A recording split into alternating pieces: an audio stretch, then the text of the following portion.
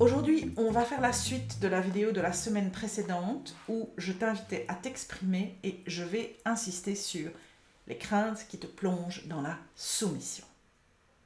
Bonjour, je suis Sophie Stevens-Lemaigre, auteure du livre Vers une communication libérée, bienveillante et efficace de la série Oser partager, et je t'aide en te fournissant un maximum d'informations sur les outils qui te permettront de prendre confiance en toi, de comprendre comment la communication fonctionne et de pouvoir enfin savoir quand communiquer et être entendu. Et aujourd'hui, on va se cibler sur les craintes qui te plongent dans la soumission. On parle de soumission quand on se trouve dans une situation dans laquelle on n'a pas envie d'être, voire on se trouve obligé d'être, en étant bien conscient que cette situation va contre ce qui est important pour nous. Et malheureusement, dans nos rapports humains, lorsqu'on n'a pas suffisamment confiance en soi, lorsqu'on ne sait pas nécessairement identifier ce dont on a besoin, ce qu'on a envie, parce qu'on n'a pas assez pris le temps de pouvoir vraiment le faire et apprendre à se connaître, on se retrouve malgré soi soumis parce qu'on est tellement craintif d'oser dire ce qu'on a envie d'exprimer ou simplement d'oser dire « je ne suis pas d'accord mais je ne sais pas pourquoi », on se retrouve en fait à se taire, à aller contre ce qu'on aurait envie, contre ce que l'on sent être ce que l'on aurait envie, sans pouvoir peut-être l'exprimer, et à être soumis à des situations qui ne sont pas celles qu'on veut. Attention ici, c'est n'importe où. Quand je parle de ça, je pense à une relation de couple. Admettons, et moi je l'ai vécu parce que j'étais comme ça dans le temps, que mon mari avait envie de quelque chose, je sentais que je n'en avais absolument pas envie, mais je n'étais pas capable d'exprimer ce dont j'avais envie. Donc je n'étais pas capable de rentrer dans une discussion d'argumentation où on aurait trouvé une solution qui nous convienne à tous les deux. Et donc, je finissais par devoir faire des choses qui étaient quelque chose que je ne supportais pas. Alors, un autre exemple, parce que c'est un exemple instructif, il m'a été très instructif, c'est on a des obligations familiales, des réunions de famille, des habitudes qui sont mises en place parce que nos parents nous ont quelque part ouvert la voie sur ce genre de choses. Et malheureusement, certaines de ces situations peuvent devenir des contraintes. Combien d'entre nous ne sont pas obligés d'aller voir leur belle famille ou leur famille de façon régulière, tout en sachant que ça les enquiquine au maximum et que si seulement ils pouvaient avoir une après-midi de libre à la place, ce serait vraiment génial. Et pourtant, il n'y a personne qui le dit. Et donc, finalement, on est dans la crainte d'exprimer qu'on n'a pas envie de faire quelque chose et on se retrouve automatiquement dans cet état de soumission. Et là, je te dis, ok, prends conscience de cette situation.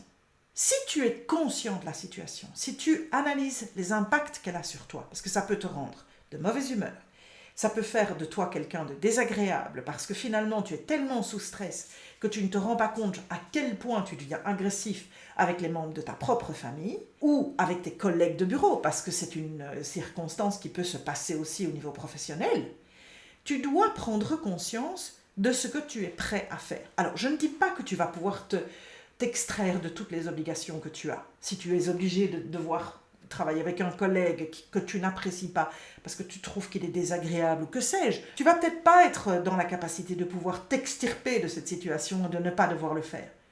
Mais à partir du moment où tu es conscient de ce que tu as besoin d'avoir et de la manière dont le collègue se comporte, tu pourras gérer la situation différemment. Et si parfois tu ressentiras cette espèce de crainte et cette espèce de sentiment « je vais être obligé de », tu pourras aussi approcher la chose avec un petit peu plus d'intelligence, c'est-à-dire y mettre des limites, dire « ok, je suis prêt à faire cet effort-là, mais je n'irai pas jusque-là ».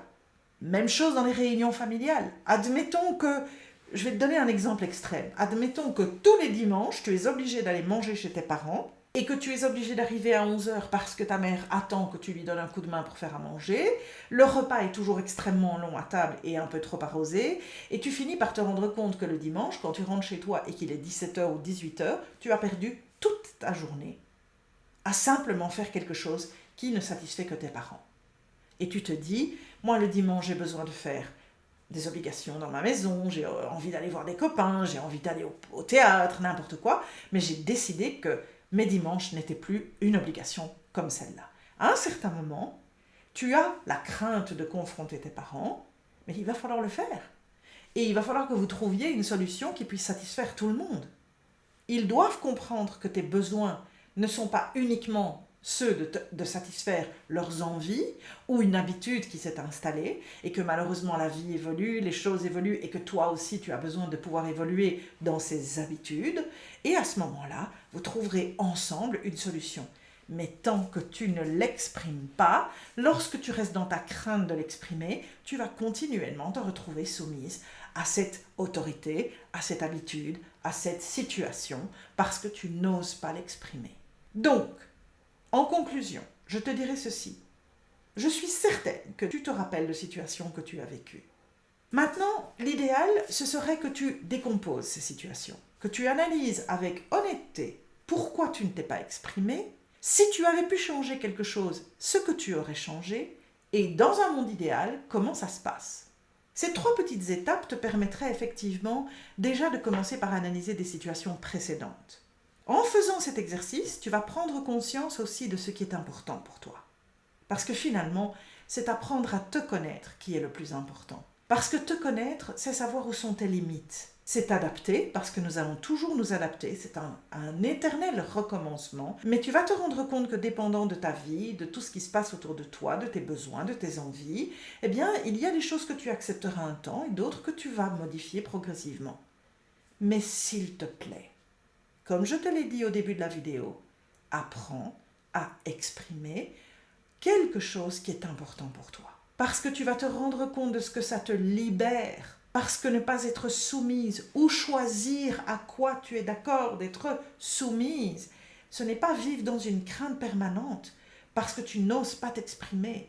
C'est justement te libérer, prendre confiance en toi, te rendre compte que, oui, il y a des obligations qu'on est obligé de les respecter d'une certaine manière. Dans la vie de tous les jours, dans notre vie sociale, on a des obligations, mais de choisir celles que tu es d'accord de continuer à respecter et celles que tu demanderas de pouvoir modifier. C'est une construction que l'on fait ensemble parce qu'on communique avec les autres. Tu le sais, c'est la plus importante de toutes les relations pour moi, c'est de oser communiquer avec honnêteté, sans agressivité, pour pouvoir construire quelque chose de différent.